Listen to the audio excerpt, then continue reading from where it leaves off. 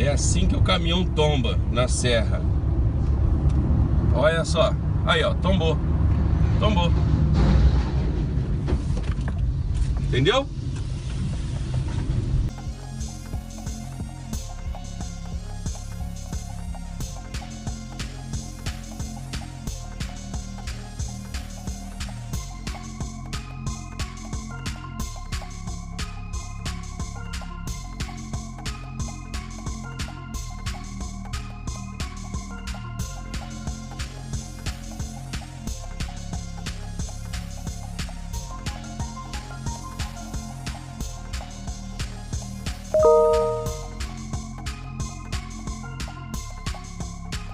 Se bobear, o cargueiro tomba muito fácil.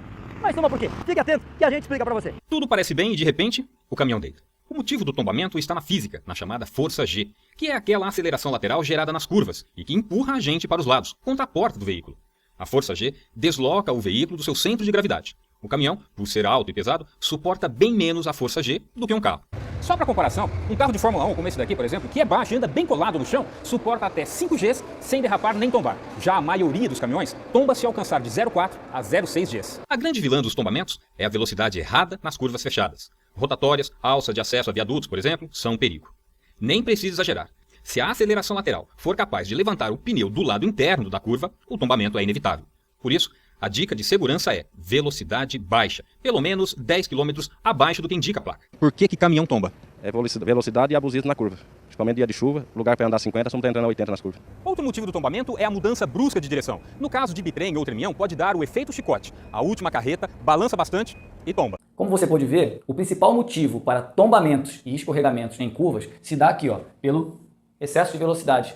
Antes de eu te explicar o procedimento correto, a maneira correta de como agir em uma curva, você precisa saber, primeiro, o porquê que chegaram a essas sinalizações. É lógico que os engenheiros de tráfego, pessoas muito inteligentes, físicos, são consultados e eles estudam todas essas leis aqui, ó, a inércia, o atrito, o peso, a velocidade e a força G. Se eu começar a explicar cada um desses fatores para vocês, obviamente, quando eu chegar aqui no peso, você já saiu fora do vídeo. E não é o meu interesse, eu quero que você entenda como tudo isso aqui é colocado aqui, em forma de placa, porque é isso aqui que vai importar para nós, essas informações que vão importar para nós enquanto estivermos conduzindo. Quando a gente está dirigindo, você, eu, nós não vamos calcular o quadrado da hipotenusa do cateto. Não é assim. A gente observa a placa e toma as medidas preventivas ou operacionais necessárias. Entrando no assunto, para você começar a entender o que eu quero explicar, eu estou com o meu veículo, esse aqui é o meu veículo. Como eu trabalho com ônibus, esse é meu ônibus. Você, imagine esse aqui sendo o seu veículo, não importa qual seja.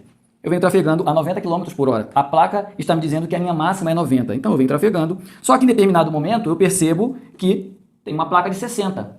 O que essa mensagem me diz? A placa 90, a outra 60. Ela me deu um recado. Olha, comece a se preparar para diminuir. E quando tem essa outra aqui, mais ainda. Essa outra é uma placa de advertência falando, ó, fica esperto. Tem uma curva acentuada à esquerda logo à frente. Primeira coisa que eu faço é o freio de desaceleração natural. Eu tiro o pé do acelerador, baixo marchas, uso os freios auxiliares, para que quando eu chegue nessa placa, eu já esteja mais ou menos dentro da velocidade aqui e continuo baixando. Vou entrar na curva, quando eu chegar aqui no meio dela, eu começo a acelerar novamente, alinhei, troquei as marchas para cima e vou embora.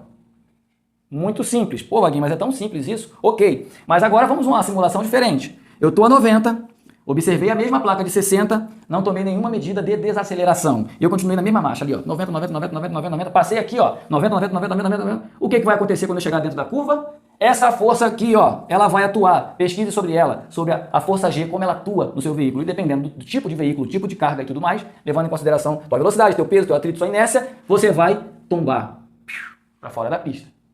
Compreendeu? Agora, quando a situação é inversa, a mesma coisa.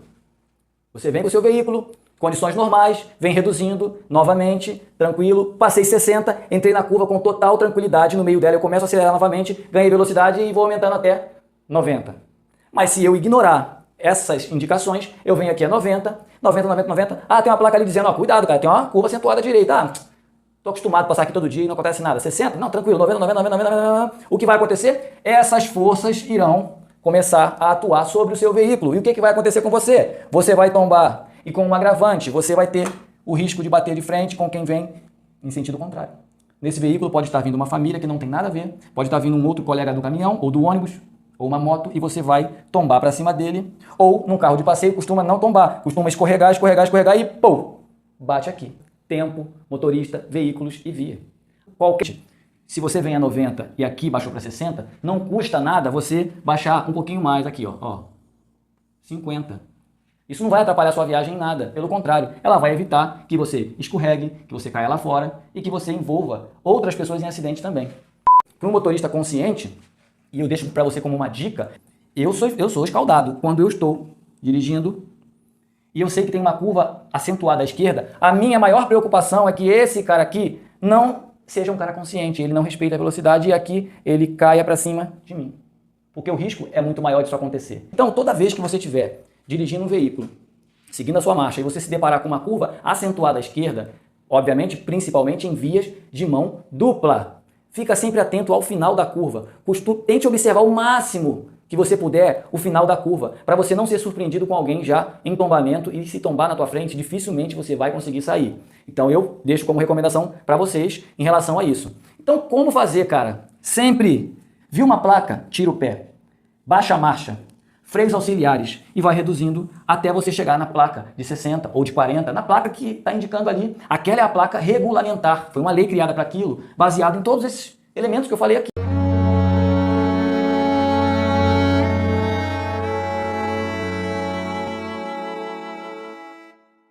Eu tô aqui para dar um testemunho, na verdade, do lado de cá, de como é ter um parente, no meu caso, o marido, acidentado, porque não seguiu as regras e não seguiu o treinamento que foi dado a ele na empresa, ocasionando um acidente grave com o caminhão. Meu marido é motorista de caminhão há muitos anos, de uma empresa grande, e há algum tempo ele sofreu um acidente grave. Bom, não foi só um acidente, gente. Na verdade, a vida dele toda mudou. E não foi a vida dele que mudou, foi a minha. Foi a minha, foi a dos filhos, foi a da casa, foi tudo.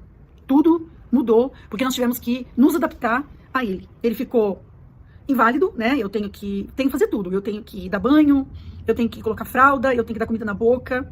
Eu não tenho mais o meu amigo, eu não tenho mais meu companheiro, eu não tenho mais aquela pessoa alegre, cheia de vida.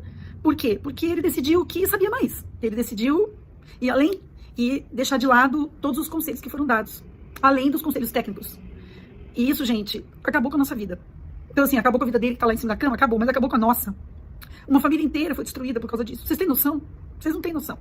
Eu acho que ninguém nunca disse nada do lado de cá, mas, gente, é sofrido, é doído. Antes de você pesar seu pé no acelerador, antes de você entrar numa curva com um pouco mais de, né, o caminhão com um pouco mais de velocidade, pense bem, pensa em quem está esperando por você em casa, pensa na tua família, pensa nas pessoas que te amam e que dependem de você. Não é só depender fisicamente, não, do dinheiro, das coisas, não. Depender emocionalmente. Tem planos com você, tem uma vida inteira pela frente que foi dedicada, um casamento lindo, filhos maravilhosos. E agora? E agora o que a gente faz? Então, gente, eu vim aqui para dizer para vocês, por favor, não vão além dos limites, não pensem que sabem tudo e sigam as regras. As regras foram colocadas justamente para que não aconteça esse tipo de coisa, não aconteça esse tipo de coisa. É só isso que eu tenho que dizer.